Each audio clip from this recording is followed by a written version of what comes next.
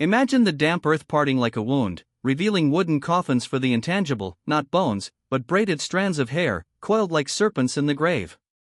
In the shadowed underbelly of forgotten plantations, these relics whisper of stolen children, eternal grief, and a divine curse that lingers in the soil. What if the ground itself remembers the sins of the past and demands atonement?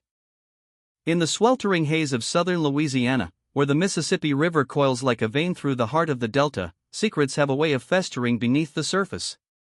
The year was 1853, a time when the air hung heavy with the scent of blooming magnolias and the acrid burn of sugarcane fields under the relentless sun. Ascension Parish was a kingdom of cotton and cane, its plantations sprawling like empires built on the backs of the enslaved. Among them stood Belle Reve Plantation, not just a name, but a cruel irony, for its beautiful dream was woven from nightmares of human bondage. 800 acres of fertile bottomland stretched from the river's levee to the murky fringes of cypress swamps, where gnarled roots twisted like the fingers of the damned, reaching up from the underworld. The main house loomed as a monument to opulence amid oppression, a French colonial behemoth with broad verandas wrapping around its 3 stories, tall shuttered windows gasping for any whisper of breeze in the stifling heat. Wrought iron balconies dripped with Spanish moss, swaying like ghostly veils in the wind. Below, manicured gardens burst with camellias and azaleas, their petals blood-red and pristine white, symbolizing the stark divide between the master's paradise and the hell of the fields. But the true pulse of Belle Reve beat in the slave quarters, hidden behind the carriage barn and overseer's cottage, 2 stark rows of cabins facing each other across a barren path of compacted earth, swept daily by weary hands to ward off the encroaching dust and despair. These cabins were crude sentinels of survival, 18 by 20 feet of weathered cypress planks, their roofs sagging under the weight of time and relentless rains. Dirt floors absorbed the sweat and tears of generations, while wooden shutters rattled against the night winds, offering scant protection from the elements or the overseer's watchful gaze. Chimneys of mud and sticks belched smoke that stung the eyes and clung to clothing, a constant reminder of the fragility of life here. Inside, families crammed together, 6, 8, even 12 souls sharing the cramped space, their bodies pressed close in the humid dark, whispering prayers that blended African rhythms with biblical pleas for deliverance. The air inside was thick with the smells of cornmeal mush, herbal poultices, and the faint, underlying rot of despair. It was into this world that Thomas Girard stepped, a man forged in the fires of ambition and ignorance. At 32, with sharp features etched by the New Orleans sun and eyes the color of storm clouds, he arrived as the new overseer, replacing a predecessor felled by the yellow fever that stalked these lowlands like a biblical plague. Girard hailed from the bustling streets of the Crescent City, son of a modest merchant, but he saw plantations not as moral quagmires but as ladders to fortune. He'd cut his teeth on smaller estates upriver, learning the whip's crack and the ledger's cold logic. Belle Reve was his proving ground, a chance to command nearly 200 enslaved workers, to drive the harvest quotas that would line his pockets and impress the absent owner, Monsieur Etienne Levesque, who preferred the opera houses of New Orleans to the mud of his own domain. On that fateful August morning, the humidity wrapped around Girard like a shroud as he strode the cabin row for his inaugural inspection. The sun beat down mercilessly, turning the path into a furnace of baked clay that cracked under his boots. Cicadas droned in a hypnotic chorus from the swamps, their buzz mingling with the distant chants of field hands bending over the cane rows. Girard's starched shirt clung to his skin, beads of sweat tracing paths down his neck as he scanned the quarters with a practiced eye, noting a sagging roof here, a loose shutter there. Efficiency was his gospel, any flaw could disrupt the machine of production. But then, near the third cabin on the eastern row, something fractured the uniformity. A subtle depression in the earth, 2 feet across, like a shallow grave hastily filled. The soil was darker, still damp from a recent downpour, while the surrounding ground had hardened to dust under the sun's glare. Girard halted, his boots sinking slightly into the softness. Kneeling, he dragged his fingers through the loose dirt, feeling its unnatural give. This wasn't the slow sink of old settling, this was fresh disturbance, as if the ground had been clawed open and resealed in secret. A prickle of unease crawled up his spine, not fear, yet, but the instinct of a man who sensed hidden currents beneath the surface calm. He rose, dusting his hands, and bellowed for Henri, the plantation's enslaved carpenter. Henri approached with the measured gait of a man who'd learned to navigate white authority like a minefield, 50s, gray threading his close-cropped hair, eyes fixed on the ground. His hands, calloused from years of hammering and hewing, hung loose at his sides. This depression, Gerard barked, jabbing a finger at the spot. Know anything about it? Henri glanced briefly, his face a mask of neutrality honed by survival. No, sir. Ground shifts sometimes. Old as these cabins are. Gerard's eyes narrowed, searching for the flicker of a lie. This ain't shifting. This is digging. Recent. Someone's been burrowing under these foundations like moles in the night. I want answers. Henri said nothing, his silence a wall. Frustrated but intrigued, Gerard ordered a shovel. The tool arrived swiftly, its blade glinting in the sun, and Gerard set to work himself, an unusual sight that drew curious eyes from the quarters. The enslaved workers paused in their tasks, shadows lengthening as they gathered at a respectful distance, their whispers blending with the rustle of wind through the cane. The earth yielded easily, each shovelful revealing moist, undisturbed layers until, thunk, the blade struck wood. Gerard dropped to his knees, breath quickening, and brushed away the soil with bare hands. There, nestled 3 feet down, lay a rectangular box, no larger than a Bible, crafted from aged cypress. Its surfaces were darkened by time and damp, nailed together with simple precision, no carvings, no locks, just humble utility. He hefted it from the hole. It was light, almost ethereal, and a gentle shake elicited a soft rustle inside, like silk on skin. By now, the crowd had swelled, men, women, children peering from doorways, their faces etched with a mix of curiosity and trepidation. The air grew thicker, charged with unspoken tension. Gerard pried at the lid, swollen from moisture, until it cracked open with a sound like breaking bone. Inside, cradled in faded indigo cloth that whispered of indigo fields long harvested, lay a braid of human hair. 18 inches of dark brown strands, interwoven with coppery glints that caught the sunlight like embers in ash. Bound at one end with red thread the hue of congealed blood, and at the other with a strip of cotton, it exuded a faint herbal aroma, oil or wax, preserving it against decay. Gerard held it aloft, the braid dangling like a talisman. What in God's name is this? His voice cut through the silence, demanding submission. No one stirred. Then, from the edge of the group, an elderly woman shuffled forward. Her name was Zara, ancient as the oaks, her white hair coiled like cotton bolls, her skin a map of wrinkles carved by sun and sorrow. She leaned on a cane whittled from swamp root, her steps deliberate, eyes dark pools reflecting untold histories. Brought to Louisiana in chains from the Carolinas, or perhaps Virginia, stories varied, but her wisdom was undisputed. It's a remembrance, sir, she murmured, voice like wind through dry leaves. Just that. Remembrance of what? Gerard pressed, the braid heavy in his palm despite its lightness. Of the lost, Zara replied, her gaze flickering to his face before dropping. Of what's been torn away. Unsettled, Gerard rewrapped the braid and sealed the box. The plantation's rhythms demanded his attention. Grinding season loomed in October, with its brutal harvests and quotas that could make or break fortunes. Yet this discovery gnawed at him, a splinter in his mind. He couldn't shake the braid's meticulous craft, the red thread's deliberate symbolism. Was it mere sentiment, or something deeper, a ritual echoing ancient rites, perhaps from across the Atlantic, infused with biblical echoes of lamentation and loss? That afternoon, he summoned 3 more men, including Henri, and ordered systematic digs. Check every cabin foundation. 3 feet down, left of the door. Report everything. Over the next 48 hours, the revelations unfolded like a slow unraveling curse. 6 more boxes emerged from the earth, each identical, cypress construction, buried in precise locations, as if following an invisible map etched in collective memory. The crowd grew with each unearthing, murmurs rippling like prayers, some crossed themselves, others touched amulets hidden beneath shirts. The braids varied, 12 inches of ebony black, 2 feet of auburn waves, shades from deepest midnight to sun-kissed bronze. All preserved with that herbal elixir, plated with loving precision, bound in blood-red thread. Gerard arrayed them in his cottage that evening, the table transformed into an altar of relics under the flicker of oil lamps. Shadows danced on the walls, elongating the braids like spectral fingers. He traced one with a finger, feeling the texture, soft yet resilient, a testament to human endurance. As an overseer, he'd witnessed the system's cruelties, whippings that striped backs like tiger pelts, families auctioned off like livestock.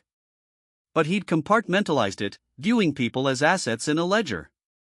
These braids pierced that armor, evoking psalms of mourning, "My tears have been my food day and night," or the wails of Rachel weeping for her children. As dusk fell, painting the sky in bruises of purple and gold, he sent for Zara again. She entered the cottage like a ghost, cane tapping rhythmically on the floorboards. Gerard offered a chair, but she stood resolute, her presence filling the room with quiet authority. "Tell me about these," he demanded, gesturing to the array. "The truth, woman. No riddles." Zara's eyes lingered on the braids, each one a silent scream. In the lamplight, her face seemed timeless, a vessel for ancestral pain. "They're the children," she said at last, voice steady as a dirge. "What's left when the world's taken everything else?" Gerard's heart stuttered. "Children? Explain." "When a child's sold away," Zara began, her words weaving a tapestry of grief, "ripped from their mother's arms at the auction block, or when fever claims them young, no proper grave to mark their passing, the mother shears a lock. She braids it tight, anoints it with oils from roots and herbs, ties it with red thread for protection against evil spirits. It's her way of holding on, a piece of their soul kept close against her heart." She paused, the room heavy with the scent of the oils, lavender mingled with something earthier, like myrrh from biblical tales. "But time's cruel. When the mother's own end nears, deathbed or the overseer's whip sending her to another plantation, she buries it right where the child last laughed or cried, so the memory roots in the soil. Like planting a seed of remembrance in God's earth." Gerard leaned back, the chair creaking like old bones. 7 braids. 7 stolen innocents. The weight pressed on him, evoking visions of divine scales tipping toward judgment. How many such relics dotted the South? Buried indictments against the sin of slavery? Biblical echoes flooded his mind, the Pharaoh's plagues, the cries of the oppressed reaching heaven. Was this practice a quiet rebellion, a spiritual anchor in a sea of injustice? "How long?" he whispered. "How far back?" "Since the first chains rattled on these shores," Zara replied. "Mothers from Africa, blending old gods with the white man's Bible." "Red thread?" "Some say it's the blood of Christ, binding wounds. Others, protection from ancestors' wrath. Divine retribution woven in every strand, a curse on those who tear families asunder." Her laugh was a hollow echo, bitter as gall. "Does the why matter, sir? The gone are gone. But their spirits, they linger. Haunt the land that drank their tears." Gerard stared into the flames of his lamp, the braids glowing ethereally. He'd entered this life chasing profit, blind to the human toll. Now, in this humble cottage, the veil lifted. These weren't just hair, they were testaments to love's defiance, symbols of sin's enduring scar. Guilt coiled in his gut, was he complicit in this chain of suffering? Redemption flickered as a distant hope, perhaps in mercy lay his salvation. Silence stretched, broken only by the night's symphony, frogs croaking psalms from the swamp, wind sighing through the cypresses like souls in purgatory. Zara's eyes met his, unflinching. "You wanted truth. There it is. We bury our sorrow where it can't be stolen. In the ground that God sees, even if man don't." That night, sleep evaded Gerard. He tossed on his narrow bed, the cottage walls closing in like a confessional. Visions plagued him, phantom children playing in moonlit fields, their laughter turning to wails as chains dragged them away.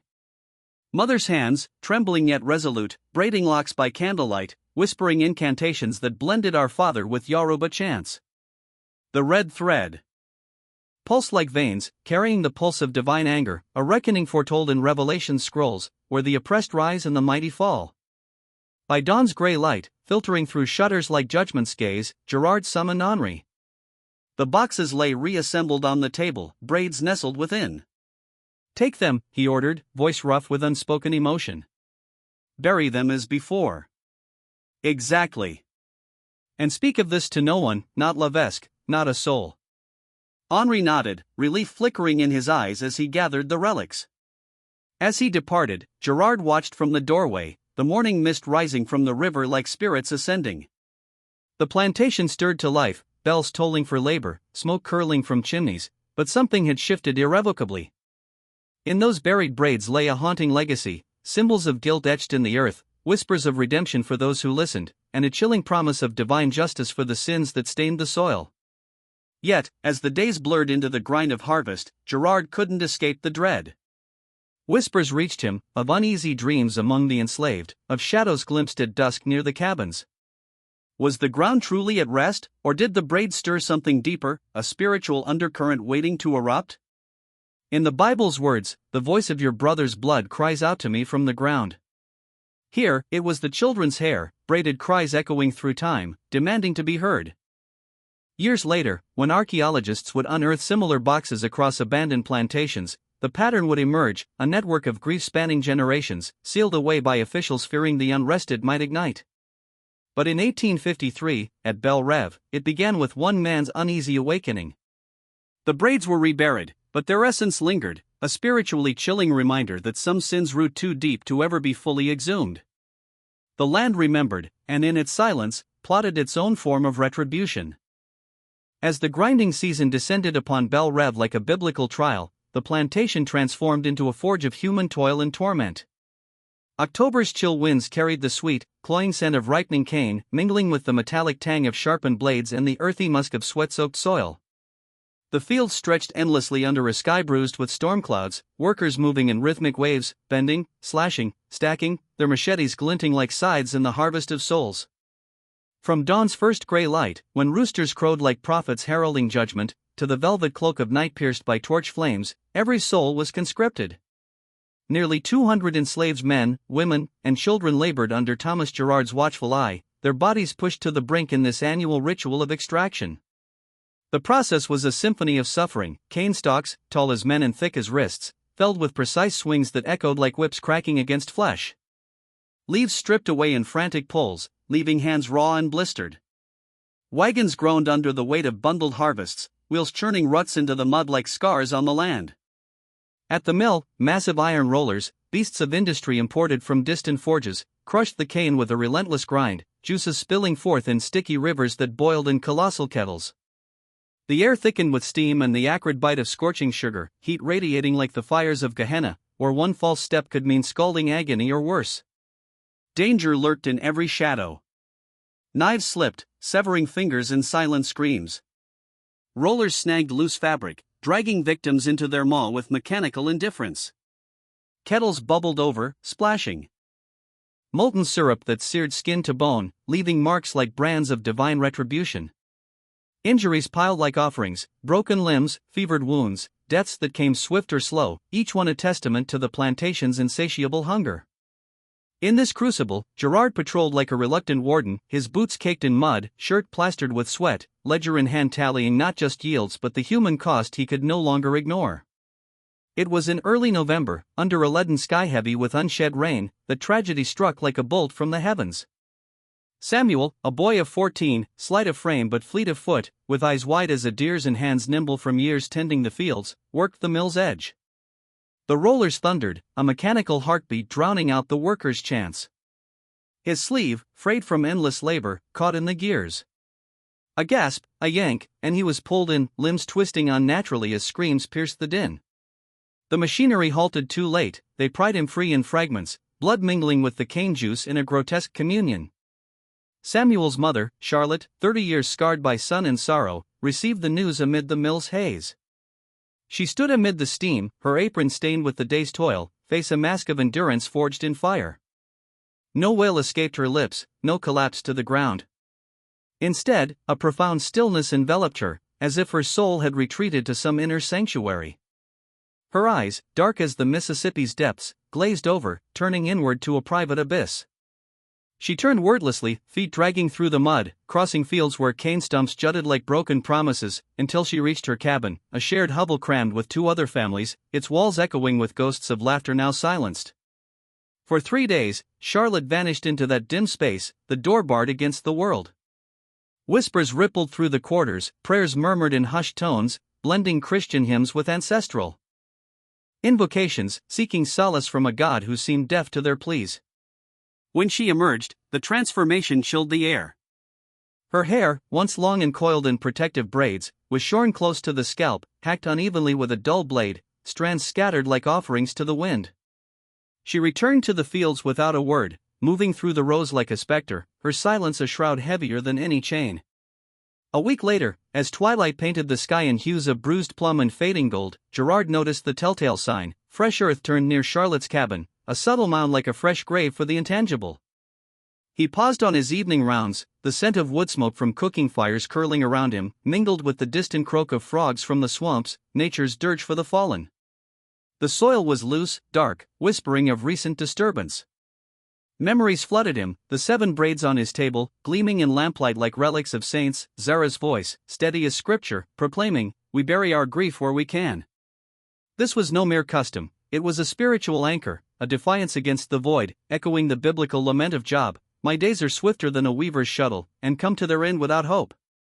Gerard felt the weight of complicity, his role in this machine of separation, and turned away, leaving the secret undisturbed.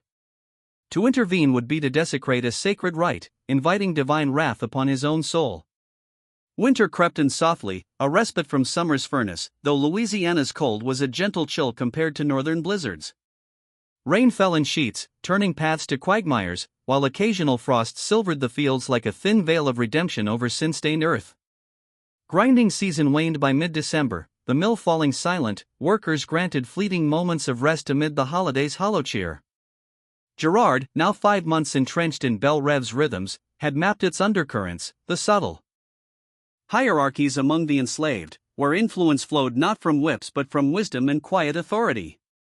Zara held sway as elder oracle, her cane as scepter of survival. Marcus, broad-shouldered and even-tempered, mediated disputes with the patience of Solomon, preventing fractures that could invite overseer intervention. And then Marie, the cook in the main house, 40s, sturdy as an oak, with eyes that pierced like daggers, who wove information like a spider's web. She knew the plantation's pulse, whispers from the big house, secrets from the fields, all funneled through her domain of simmering pots and crackling hearths. It was Marie who pierced Gerard's complacency one crisp December morning. She arrived at his cottage with breakfast, steaming coffee redolent of chicory, rice cakes dusted with sugar, preserved figs glistening like jewels, her movements deliberate, tray balanced with practiced grace. As she arranged the fare, her voice dropped casually, like a stone into still water. "You ever notice those boxes you unearthed, all from the East Row?" Gerard froze, fork midway to mouth, the aroma of figs turning cloying. Marie's gaze was sharp, missing nothing, her face a canvas of lived resilience. "What of it?" "Just peculiar," she replied, straightening a napkin with feigned nonchalance. "East Row's the ancient ones, standing since before my time, and I've marked 32 springs here come April." Gerard set down his cup, porcelain clinking softly. So, maybe 7's just the surface scratch," Marie continued, her tone laced with implication. "Fresh digs reveal fresh grief. But deeper, who knows what layers of loss lie buried from decades past?" The words hung in the air, heavy as incense in a cathedral. Gerard's mind raced, arithmetic of agony. Belle Rêve had churned sugar since 1809, 44 years of births, deaths, separations, each a thread in a tapestry of torment. Marie departed with a knowing nod, leaving him to stew in the silence, the cottage's walls closing in like confessional booths. That afternoon, driven by an unease that gnawed like original sin, Gerard sought the records room in the main house. Baptiste, the Creole estate manager, meticulous as a monk, with spectacles perched on a hawkish nose and ledgers stacked like holy tomes, granted access with a raised brow. The room was a vault of history, dust-moted air thick with the scent of aged paper and ink, shelves groaning under volumes chronicling the plantation's sole trade. Hours blurred as Gerard pored over the entries, quill scratches revealing a litany of loss. Since 1809, 137 children born to enslaved mothers, tiny lives entered in cold columns. 41 perished before 10, fevers that raged like wildfires, accidents in the fields, plagues sweeping quarters like the angel of death over Egypt. 63 more sold away, families fractured for profit, daughters to distant estates, sons auctioned to settle whims. 94 in total, echoes of absence, potential braids buried as indictments against the heavens and humanity. The numbers seared into him, transforming abstraction into flesh. Each name, scrawled in Baptiste's precise hand, evoked visions, mothers clutching infants in lamplit cabins, only to have them wrenched away at dawn. Gerard closed the ledger, the thud echoing like a tomb ceiling. He'd known the system's mechanics intellectually, a business of assets and yields. But this was visceral, grief quantified, sin incarnate. It stirred memories of his own mother's passing when he was 12, the void that swallowed his father. Yet here, mourning was forbidden fruit, hidden, buried, lest it provoke the master's ire. What divine justice allowed such? Psalms whispered in his mind, "How long, O Lord? Will you forget me forever?" The braids weren't mere mementos, they were covenants with the eternal, red threads symbolizing Christ's blood, binding wounds while cursing the oppressors. As sunset streaked the sky in fiery judgment, oranges and purples like the robes of prophets, Gerard returned to his cottage. Cooking fires flickered in the quarters, smoke rising like prayers, voices murmuring in evening communion. That night, under a canopy of stars indifferent as gods, he began a clandestine journal. Hidden in a loose floorboard, its pages filled with observations, dates of fresh digs, whispers of child losses, patterns etched in secrecy. Not to expose, but to bear witness, a personal atonement, lest his soul be damned for complicity. Over the ensuing year, 9 more burials unfolded under his vigilant gaze. Each adhered to the ritual: boxes of cypress, 12 by 8 by 6 inches, interred 3 feet deep, always left of the door, a directional devotion, perhaps invoking left-hand paths of protection or biblical left-side judgments. Braids within, anointed and bound, vessels of maternal love defying erasure. Gerard observed from shadows, never intervening, his journal a confessor to the spiritually chilling practice. By August 1854, word arrived like an ill omen. Monsieur Levesque planned an extended visit, 2 weeks with New Orleans elite, planters and wives eager for tours of opulence amid oppression. Preparations erupted, main house scrubbed to gleam, gardens manicured like Eden's parody, grounds polished to mask the underlying rot. Gerard received orders to present the quarters as paragons of order, workers as content cogs in the machine. Baptiste accompanied him on inspections, notepad in hand, listing fixes, new shutters against the rain's lash, chimneys rebuilt from crumbling mud, foundations inspected for decay. 3 cabins in the East Row, the eldest sentinels, weathered witnesses to generations, were condemned. Rot too deep, Baptiste declared, voice clipped. Demolish and rebuild. Cheaper than salvage. Gerard's stomach twisted, a premonition of exposure. Repair possible? Baptiste shook his head, spectacles flashing. Foundations compromised. Move residents temporarily, crowd the others. Standard procedure. Powerless to halt it, Gerard envisioned the digs, shovels piercing earth, unearthing layers of braids like archaeological curses, revealing the hidden heart of resistance. This could unravel everything, invite accusations of voodoo, conjure, rebellion, sins against the white order, punishable by lash or sale. He sought Zara in the vegetable garden, where women knelt amid rows of okra and collards, hands delving soil like midwives birthing sustenance. At his approach, they scattered like birds before a storm, leaving Zara alone, her white hair haloed in sunlight. The 3 north cabins, East Row, he murmured, voice low as conspiracy. Torn down next week. Foundations excavated fully. Zara's hands paused in the dirt, fingers caked like clay from Genesis. She rose slowly, eyes meeting his with ancient scrutiny. Why tell me? Because it's just, Gerard replied, the words tasting of redemption. If anything needs relocation, do it before crews arrive. A long gaze, assessing his soul. You're an odd overseer, Mr. Gerard. Most would crush this, make examples. I'm not crushing, he said. Just warning. Gratitude flickered in her nod, a rare breach in her fortress. Then I thank you. That night, under a moon veiled by clouds like a judgmental eye, Gerard watched from his window. Shadows flitted near the doomed cabins, figures bent in labor, digging with muffled urgency. Lanterns hooded, shovels whispering against earth, they exhumed boxes, at least a dozen, cradled like sacred artifacts, spirited away to new sanctuaries. The air hummed with tension, a spiritual transference evoking biblical exiles carrying arks through wilderness. When demolition commenced days later, hammers smashing, timbers groaning like dying beasts, the crews found only barren soil, no relics to betray the depths. Levesque's visit unfolded. Flawlessly, guests marveled at yields, machinery, the facade of prosperity. Conversations flowed over brandy and cigars, markets, innovations, Caribbean rivals, treating workers as mere variables, investments in flesh. One planter praised the docile demeanor, crediting Gerard's firm fairness. He nodded outwardly, but inwardly, nausea roiled. Visions haunted him: relocated braids, Charlotte's shorn head a symbol of sacrificed vanity, Zara's unyielding spirit. These were not tools but bearers of divine image, their grief a cry to heaven. In the red threads lay a chilling prophecy, judgment on the house of bondage, where the sins of the fathers visited upon generations, waiting to erupt from the earth like resurrected wrath. Yet, as guests departed and routines resumed, Gerard's journal grew thicker, a testament to his shifting soul. The Braids' legacy endured, buried anew, their spiritual chill a reminder that some reckonings simmer below the surface, ready to claim the guilty in eternal embrace. The departure of Monsieur Levesque and his entourage left Belle Reve quieter, but the silence carried a new weight, like the hush before a storm that knows its fury. Thomas Gerard walked the plantation paths with heavier steps, the crunch of gravel under his boots now sounding like accusations. The compliments he'd received during the visit, firm but fair, efficient management, rang hollow in his ears, tasting of ash.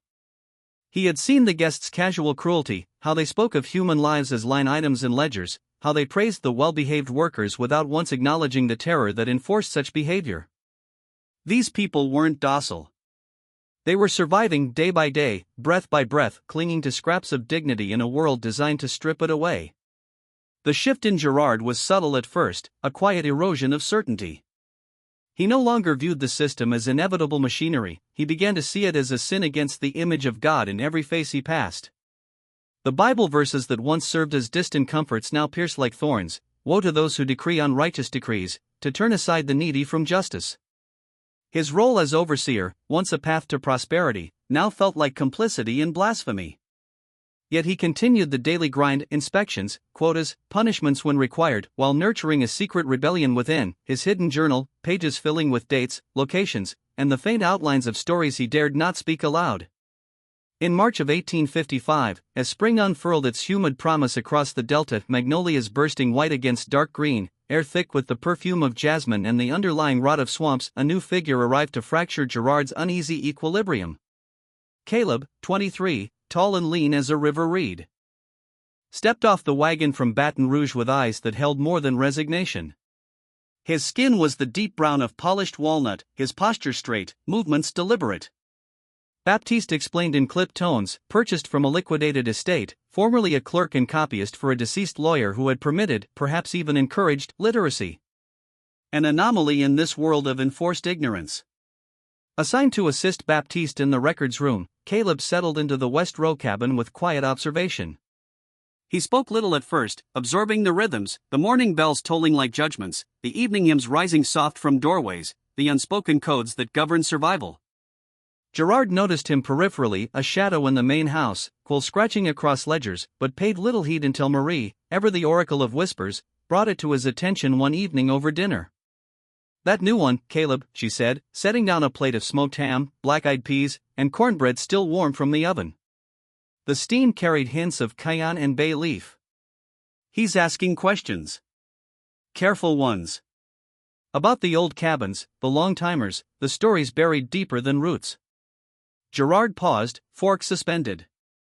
"What kind? Family lines.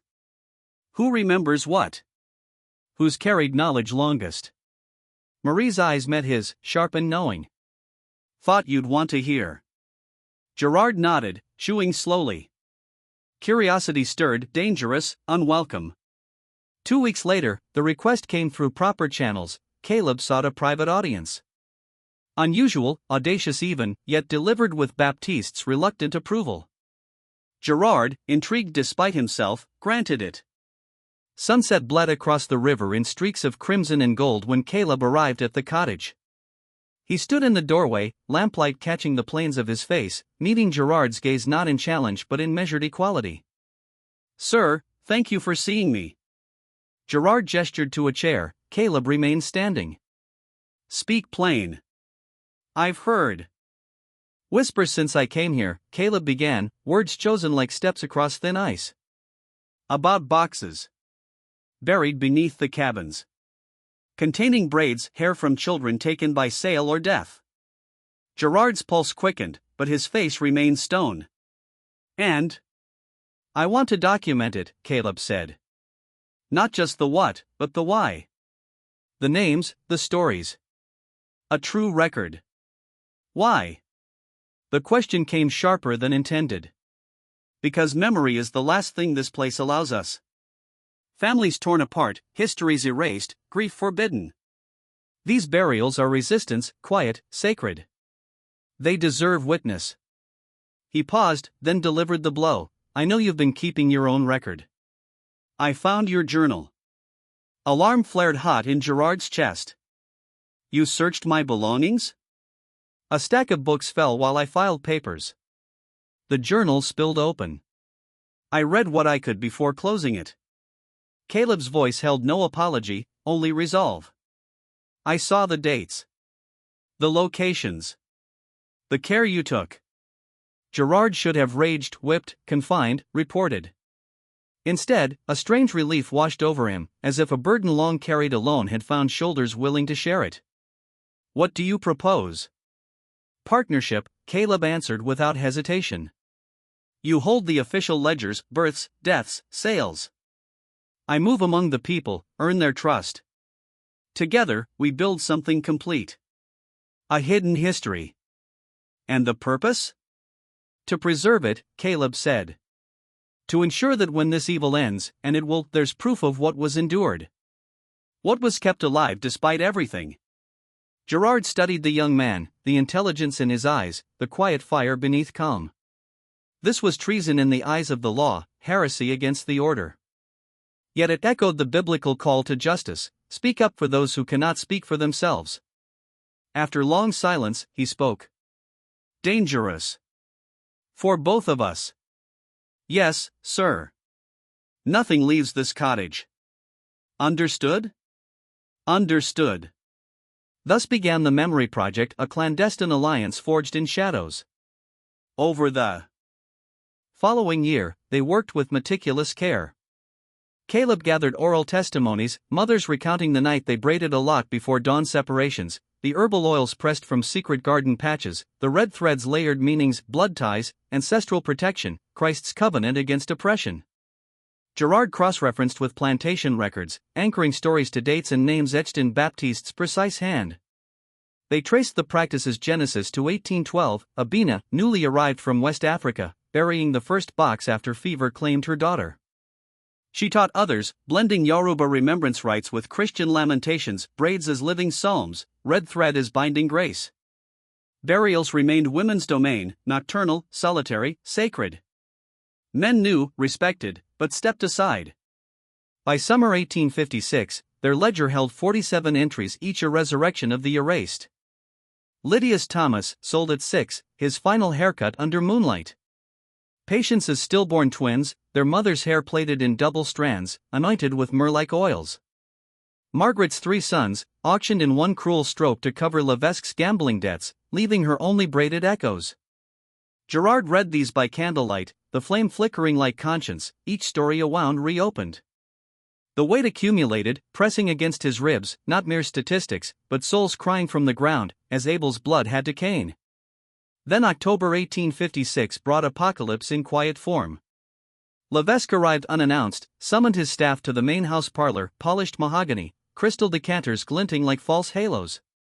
He announced the potential sale, sugar prices volatile, costs rising, an offer from a consortium too lucrative to ignore. The entire estate, land, mill, quarters, people would transfer. Families likely fractured further for maximum profit. The news raced through the quarters like fever. Shock-numbed voices, children clung tighter to skirts, eyes darted toward white faces with new wariness. Burials surged, women unearthing hidden braids, interring them swiftly while the ground remained theirs. 8 new entries filled Gerard's journal in 2 weeks, each a desperate act of preservation against impending chaos. Their own project teetered. Sale meant Gerard's dismissal, Caleb's uncertain relocation, the ledger's destruction. In hushed meetings by lamplight, they debated. Send it north, Caleb urged. To abolitionists. Let it expose the truth. Letters are opened, Gerard countered. Discovery means your sail south, my ruin, perhaps prison. Then? Gerard stared into the flame. We bury it. Like the braids. Entrust it to the earth until safety returns. Caleb's eyes widened, then steadied. It could be decades. Or never. Better buried than burned. They chose the pecan grove beyond the old mill, sprawling trees with low branches like praying arms, rarely trodden except at nut harvest. On a moonless November night, air sharp with frost and the scent of decaying leaves, they carried a metal document box lined with oilcloth. The ledger, wrapped tight, nestled inside.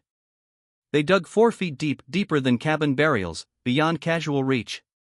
Earth parted soft and dark, releasing the smell of ancient secrets. Before sealing the grave, Caleb hesitated. A marker? Too obvious, Gerard said. But without one. They compromised, a single granite stone, veined with quartz that caught faint starlight, placed atop the tamped soil. Natural enough to pass, distinct enough to recall. They stood in darkness, breath-clouding like spirits. Caleb spoke first. If sold away, I'll return when freedom comes. If I remain, Gerard replied, I'll guard this place. They clasped hands, an act forbidden, profound. Overseer and enslaved, bound by shared witness. The sale collapsed, buyers withdrew, spooked by rising sectional strife, whispers of war. Belle Reve endured, but the ledger remained buried, a spiritually chilling covenant beneath the pecans, proof of endurance, indictment of sin, waiting for the day when the earth would give up its dead and justice roll down like waters. In that hidden grave lay not just paper, but hope, a promise that memory, like grace, could outlast chains. Yet the ground held its breath, knowing reckonings come in their season, and the red thread of retribution still bound the guilty to the grave. January 1857 brought fragile reprieve to Belle Reve. The consortium's withdrawal left Monsieur Levesque still clutching his empire, the sale collapsing under the gathering storm clouds of sectional strife. Relief washed through the quarters like a brief, cool breeze. Families would not be scattered at auction tomorrow. Yet the respite tasted bitter. The fundamental chains remained: people as property, lives tethered to an owner's ledger, subject to whims as capricious as river floods. The near miss had cracked open illusions of permanence. Everyone now lived with the knowledge that stability was a thin veneer over chaos. Gerard continued his rounds, boots tracing familiar paths through cane rows that seemed to lean inward, listening. Caleb moved quietly between records room and cabin, his presence a steady anchor. Their ledger rested undisturbed in the pecan grove, guarded by that single quartz-veined stone, silent witness beneath roots that had grown thicker over 4 years. Life resumed its cruel rhythm, spring planting under skies heavy with promise and threat, summer harvests soaked in sweat and sullen, autumn grinding seasons that left scars on flesh and soul. Births came in hushed cabins, deaths in fevered nights, and with each loss or separation, new boxes slipped into the earth. Braids anointed, red thread knotted like vows against oblivion. But the near sale had sown unease. Mothers buried faster, deeper, whispers carried warnings of fragility. The ritual, once a quiet defiance, now felt urgent, as if the ground itself sensed the coming rupture. The Civil War descended on Louisiana not with sudden thunder, but like a slow fever creeping through the body politic. News arrived in fragments. April 1861, cannons at Fort Sumter shattering the uneasy peace, states peeling away like scabs from a wound, young white men from Ascension Parish riding off in gray uniforms, leaving behind empty chairs and widowed mothers. Louisiana seceded, supply lines frayed, prices soared. By 1862, the war had clawed closer, Union forces seizing New Orleans in April, their blue-clad presence creeping northward along the Mississippi like an inexorable tide. Belle Reve lay in the contested heartland, sometimes Confederate, sometimes Union, often lawless limbo where authority dissolved into rumor and rifle fire. Monsieur Levesque fled early that year to Baton Rouge, carting silver, papers, and coined portable wealth, leaving Baptiste to steward the crumbling domain. Hold the land, he commanded. Protect what you can. Protection proved illusion. June 1862, the first Union patrol arrived, dusty soldiers on horseback, carbines slung, eyes hard from marching. They requisitioned molasses barrels, horses, a wagon. Baptiste handed over receipts no one would redeem. The enslaved watched from cabin doorways, hearts pounding with conflicting hopes. Liberators? Another set of masters? Or harbingers of worse chaos? 3 young men slipped away with the patrol, risking flight for Union lines, for labor, or enlistment. Gerard watched them go, shadows lengthening across fields, and lifted no hand to stop them. The old order was fracturing, force had lost meaning. Over months, exodus accelerated. Families vanished into swamps or followed river roads north. By December 1862, fewer than 90 souls remained of 200. Cane fields withered untended, mill wheels rusted silent, chimneys cooled. Burials ceased not from lack of grief, but because the practice demanded rootedness, a cabin to return to, a community to witness. With scattering came unmooring, memories could no longer trust the soil when tomorrow might find one sold south or dead in a ditch. Gerard lingered as nominal overseer, caretaker of ghosts, authority evaporated like morning mist. He thought often of the ledger in the grove, dig it up? Carry it to uncertain safety? Yet instinct whispered, the earth remained the surest vault while empires crumbled. Caleb stayed too, one of the few. Anchors. When Gerard asked why, Caleb's answer came simple, resolute: someone has to remember where things are buried. February 1863 brought final upheaval. A full Union company marched in, boots tramping, wagons creaking, commandeering the main house as headquarters, mill and barns for stores. Captain William Harrison, Ohio-born, stern but measured, declared Belle Reve under Union control. Enslaved residents, contraband of war, neither slave nor fully free, but no longer Levesque's chattel. They could depart or remain, working now for army wages. Most stayed at first, where else? No money, no maps, no kin beyond these acres. Cabins, once prisons of routine, became way stations of choice.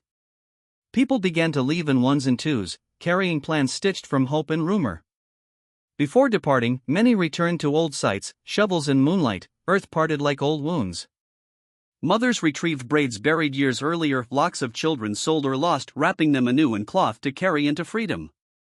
These were no longer anchored to place, memory became portable, borne on journeys north. Some boxes remained orphaned by death or distant sale, no claimant left. Gerard witnessed the exhumations in silence, understanding, burial had been resistance when control was stolen, freedom meant carrying the grief instead of consigning it to dirt.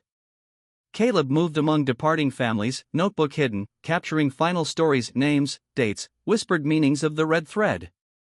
His journals multiplied, secreted in his cabin's walls. March brought transformation. Captain Harrison declared Belle Reve a contraband camp, refuge for fugitives from surrounding plantations. Cabins raised for barracks, fields turned to vegetables, the plantation's geometry redrawn. Gerard's blood chilled at the news. The pecan grove lay in surveyed paths. That evening he found Caleb. We retrieve it tonight. Engineers map tomorrow. If they clear the grove. Under starless sky, lantern hooded, they returned. The quartz veined stone waited, unchanged. Shovels bit deep, 4 feet, striking metal. Gerard lifted the box, soil cascading like time itself falling away. Lid pried, oilcloth intact, ledger pristine.